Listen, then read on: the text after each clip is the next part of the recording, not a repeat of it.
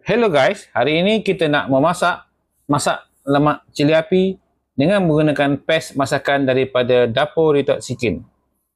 Pertama kita masukkan santan, kita kacau santan dan kita seterusnya masukkan pes masakan daripada dapur Retok Sikin, iaitu pes masakan masak lemak cili api. Kita kacau sehinggalah ia berubah warna daripada putih kepada kuning, kekuningan. Pes ini beratnya 250 gram, boleh digunakan untuk memasak ayam, ikan ataupun daging antara 500 gram sehinggalah 1 kilogram.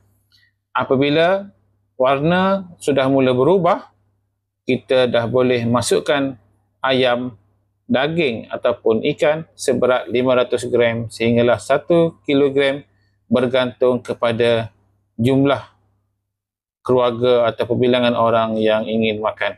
Anda juga boleh masukkan irisan daun kunyit, gula, garam ataupun penambah rasa. Pes masakan ini sangat sesuai untuk mereka yang bekerja tetapi tidak punya masa untuk memasak.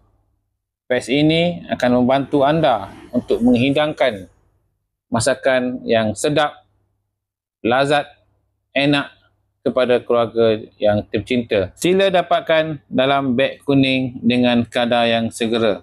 Dapatkan pack combo dengan pelbagai lagi jenis masakan yang disediakan khas daripada dapur Retok Sikin.